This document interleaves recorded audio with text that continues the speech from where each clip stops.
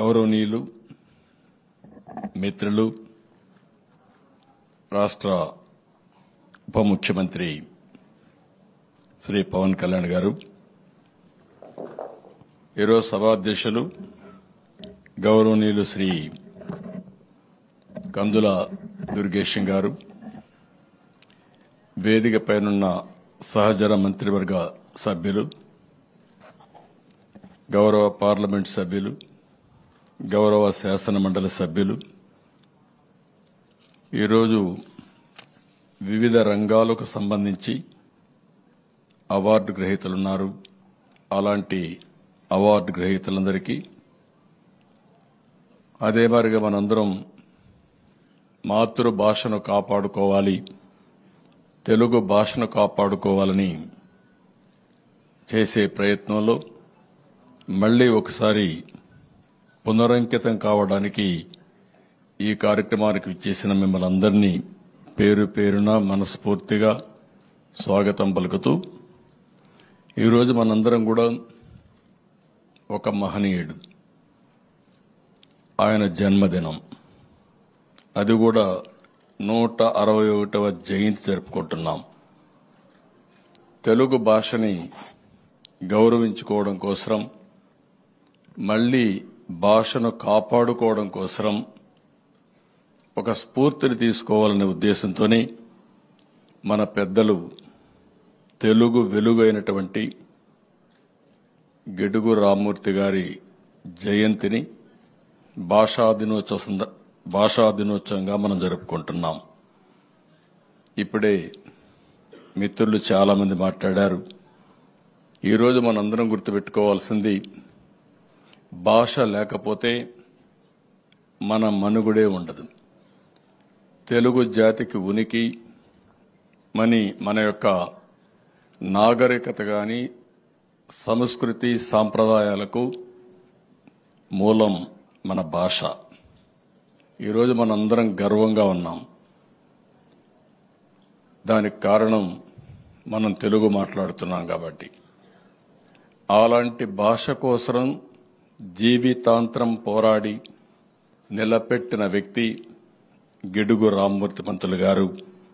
ఆయనకి మనం అందరం కూడా ఘనమైన నివాళులర్పించి తద్వారా జాతిలో స్ఫూర్తిని నింపే బాధ్యత మనం తీసుకోవాల్సిన అవసరం ఉంది. ఇప్పుడే ఉప ముఖ్యమంత్రి గారు మాట్లాడినప్పుడు ఆయన చేసిన త్యాగాలన్నీ చెప్పారు. ఎప్పుడు కూడా త్యాగాలు చేస్తేనే జాతి గుర్తుపెట్టుకుంటుంది, మనం చేసే పనికి కూడా ఫలితం వస్తుంది. అలాంటి మహనీయుడు గిడుగు రామ్మూర్తి గారు. అయితే మన భాషకు ఒక మంచి చరిత్ర కూడా ఉంది. దేశంలో 4వ భాష ఈరోజు తెలుగు భాష. 10 కోట్ల మంది మాట్లాడే భాష తెలుగు భాష కావడం మనందరికీ గర్వకారణం. హిందీ, బెంగాలీ, మరాఠీ తర్వాత ఎక్కువ మంది మాట్లాడే భాష తెలుగు భాష. ఇది ఒక విధంగా చెప్పాలంటే మన అదృష్టం కూడా. అమెరికా లాంటి దేశంలో తెలుగు 11వ భాష అంటే అది తెలుగు వారి సత్తా కూడా. చాలా మంది అనుకుంటారు ఇంగ్లీష్ వస్తేనే మనకు ఉద్యోగాలు వస్తాయి, డబ్బులు వస్తాయని. ఇటీవల కాలంలో ఈ పిచ్చ ఎక్కువ పెరిగింది కూడా. ఆ పిచ్చకు కూడా కారణం మనం గుర్తుపెట్టుకోవాల్సింది, ఒక్కొక్కసారి మోసాలు చేయడం కూడా. దీంట్లో అందరం కూడా ఎలిమెంటరీ స్కూల్లో చదువుకున్నాం, పాత పాఠశాలలో చదువుకున్నాం. అక్కడి నుంచి విదేశాలకు వెళ్లి బ్రహ్మాండంగా రాణిస్తున్నారు. ఆ రోజు ప్రాథమిక విద్య ఇంగ్లీషులో చదువుకోవాలి. చదువుకున్నది మాతృభాష తెలుగు భాష. ఈరోజు దేశంలో కూడా చాలా వరకు అనేక మంది ఎన్నో ప్రయత్నాలు చేసి ఏదైతే మనలో నాలెడ్జ్ రావాలంటే మాతృభాషలోనే సాధ్యం. అందుకే ప్రాథమిక విద్య మాతృభాష తప్ప వేరే భాషలో చేయడానికి వీలు లేదని కూడా చాలా స్పష్టంగా చెప్తున్నారు. ఈరోజు ఇంగ్లీష్ని నేర్చుకోవాలి. నేను కూడా ఒకటే చెప్తుంటాను ఎప్పుడు, ప్రపంచంలోనే అగ్ర జాతిగా తెలుగు జాతి తయారు కావాలనేది మా అందరి యొక్క ప్రగాఢ ఆకాంక్ష. అవుతాం, దాంట్లో అనుమానం కూడా లేదు. ఈరోజు గర్వంగా చెప్పగలుగుతున్నాం, ప్రపంచంలో ఏ దేశానికి వెళ్ళినా ఎక్కువ సంపాదన సంపాదించేది భారతీయులు, దాంట్లో 30% తెలుగు వాళ్ళు. అది తెలుగు జాతికే గర్వకారణం. ఇది జరిగిందంటే వాళ్ళు ఇంగ్లీష్లో చదువుకొని వెళ్ళా, మామూలు తెలుగే చదువుకొని తర్వాత సంపాదన కోసం ఇంగ్లీషు నేర్చుకునే పరిస్థితికి వచ్చారు. ఇంకొక విషయం కూడా చూస్తే, ఇక్కడుండే తెలుగు వాళ్ళకంటే విదేశాల్లో ఉండే తెలుగు వారికి తెలుగు జాతి అన్నా, తెలుగు సాంప్రదాయాలన్నా, మన నాగరికత అన్నా, సంస్కృతి అన్నా ఎక్కువ అభిమానం ఉంది. అందుకనే ఇక్కడుండేవాళ్ళు కూచిపూడి డ్యాన్స్ గురించి మర్చిపోయారు, కానీ అమెరికాలో ఉండేవాళ్ళు మాత్రం కూచిపూడి మర్చిపోలేదు. అంటే ఇది ఓసారి అనిపిస్తుంది నాకు, దగ్గరున్న మనం మర్చిపోతున్నాం, ఇక్కడి నుంచి వేరే దేశాలకు పోయిన వారికి ఈ సంస్కృతి సాంప్రదాయాల విలువ ఎక్కువ తెలుసు అని చెప్పి కూడా నేను మీకు తెలియజేసుకుంటున్నా. అందుకని ఒక పక్క మీరు చూస్తే గిడుగు రామ్మూర్తి పంతులు గారు పోరాటం చేశారు. ఆ తర్వాత మీరు ఒకసారి చూసినప్పుడు పొట్టి శ్రీరాములు గారు భాషా ప్రయుక్త రాష్ట్రాల కోసం పోరాడి ప్రాణత్యాగం చేసి తెలుగు రాష్ట్రం వచ్చిందంటే పొట్టి శ్రీరాములు వల్ల వచ్చింది. ఆ తర్వాత మీరు చూస్తే అప్పుడు కూడా మనల్ని మదరాసి అని పిలిచేవారు. ఎక్కడికి పోయినా మదరాసి అని పిలిస్తే మొట్టమొదటిసారిగా ఎన్టీ రామారావు గారు తెలుగుదేశం పార్టీ పెట్టి మదరాసి కాదు, నేను తెలుగు వాళ్ళు ఒకరున్నాం, తెలుగు జాతి ఆత్మగౌరవాన్ని ప్రపంచం మొత్తం చాటి చెప్పిన నాయకుడు నందమూరి తారక రామారావు గారని చెప్పి కూడా నేను మీకు తెలియజేస్తున్నా. ఇలాంటివన్నీ చాలా మంది పొగిడారు మన భాష గురించి. తెలుగు భాషలందు, దేశ భాషలందు తెలుగు లెస్స అని శ్రీకృష్ణదేవరాయలు లాంటి వ్యక్తి పొగిడే పరిస్థితికి వచ్చారు. అదే సమయంలో సిపి బ్రౌన్ లాంటి విదేశస్తులు తెలుగును అభిమానించారు, తెలుగును నేర్చుకున్నారు, మన భాషని ప్రమోట్ చేసే పరిస్థితికి వచ్చారు. అంతేకాకుండా మీరు ఒకసారి చూస్తే ఎన్టీ రామారావు గారిని చూసినప్పుడు తెలుగు భాష ఏ విధంగా మాట్లాడాలి, చాలామంది వచ్చారు, చాలామంది చేశాం. ఆ భాషను ప్రమోట్ చేయడంలో ఎన్టీ రామారావు గారి తర్వాతనే ఇంకొకరు వస్తారనే విషయం కూడా మనం గుర్తుపెట్టుకోవాల్సిన అవసరం ఉంది. ఆయన ఒకటే ఆలోచించాడు, తెలుగు భాషను కాపాడుకోవాలి. అందుకే మొట్టమొదటిసారిగా తెలుగు విశ్వవిద్యాలయాన్ని పెట్టి భాషా వ్యాప్తి కోసం పెద్ద ఎత్తున ప్రయత్నం చేశాడు. పొట్టి శ్రీరాములు గారి పేరు పెట్టారు. ఇలాంటివన్నీ కూడా జరిగాయి. ఈరోజు మనందరం కూడా ఆలోచించుకోవాల్సింది, ఇటీవల కాలంలో తెలుగు ప్రాచీన తెలుగు విశిష్ట అధ్యయన కేంద్రం పెడతా ఉంటే అది కూడా మైసూరులో పెడితే కాదు, ఆంధ్రప్రదేశ్లో పెట్టాలని పోరాడాం. దాన్ని ఈరోజు నెల్లూరు జిల్లాలో వెంకటాచలం ప్రాంతానికి అధ్యయన కేంద్రం కూడా మార్పిచ్చే ప్రయత్నం ఆ రోజు చేశాం. అంతేకాకుండా 2016లో సెప్టెంబర్ 14న తెలుగుదేశం ప్రభుత్వం ఆ రోజు ప్రత్యేకమైన కమిటీ కూడా వేసి భాషను ఏ విధంగా అభివృద్ధి చేయాలో మనం ఆలోచించుకుని కొన్ని కార్యక్రమాలు చేశాం.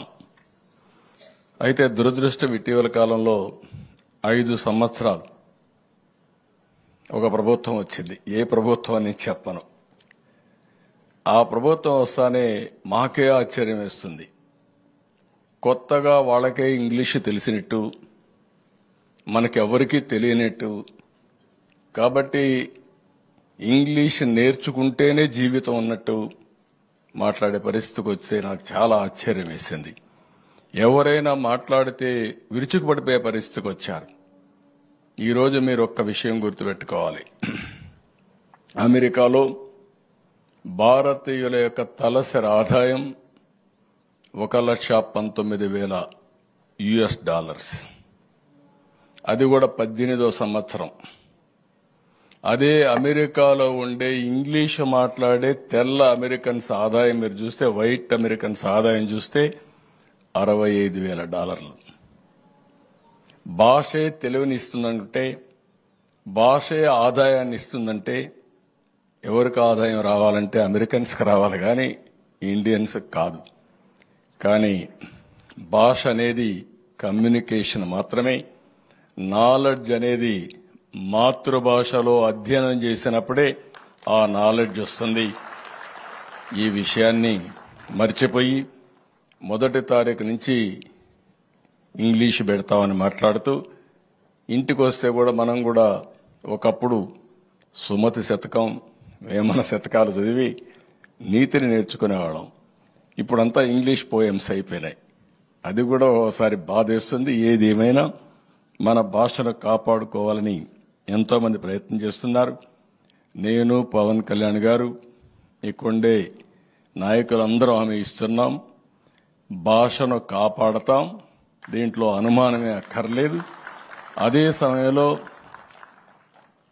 జీతం కోసం ఇంగ్లీష్ నేర్పిస్తాం, జీవితం కోసం తెలుగుని ముందుకు తీసుకెళ్తాం. దీంట్లో కూడా ఎవ్వరికి అనుమానం అవసరం లేదు. ఇది చేస్తాం. ఈరోజు మీరు చూస్తే తెలుగులో మాట్లాడే మనం ఇన్ఫర్మేషన్ టెక్నాలజీలో, ఆర్టిఫిషియల్ ఇంటెలిజెన్స్లో ముందున్నామంటే అది తెలుగువాడి మేధో శక్తికి తార్కాణం అని చెప్పి కూడా నేను మీకు తెలియజేస్తున్నా.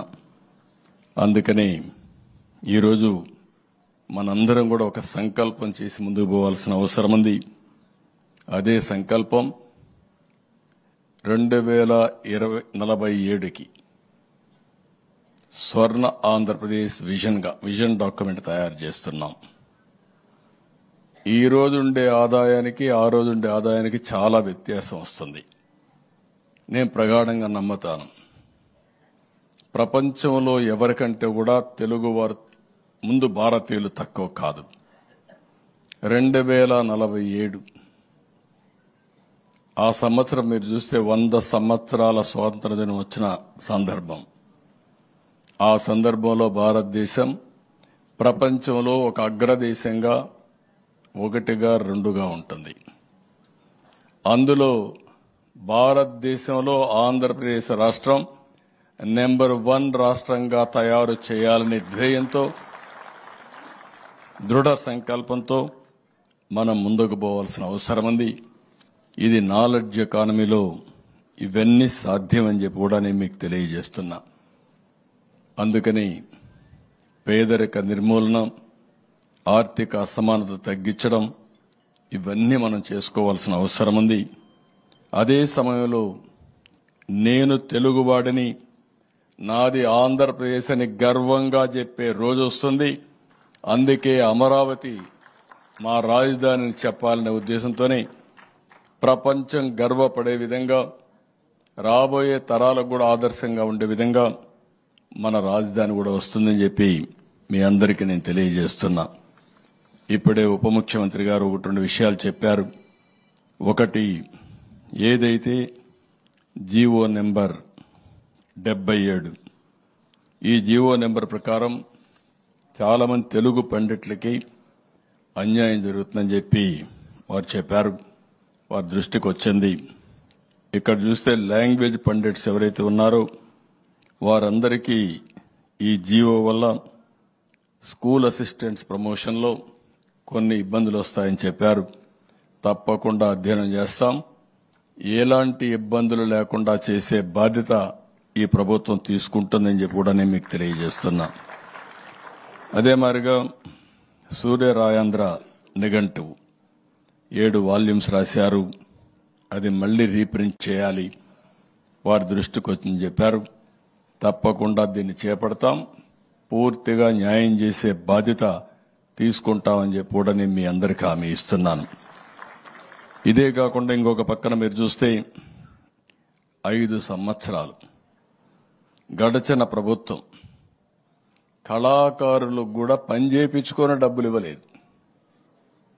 ఏవైతే మంచి ఫంక్షన్స్ పెడితే ఇప్పుడు కూడా కళాకారులు వస్తే వారికి కావలసిన ఆన్రోరం ఇవ్వకుండా ఇబ్బందులు పెట్టారు.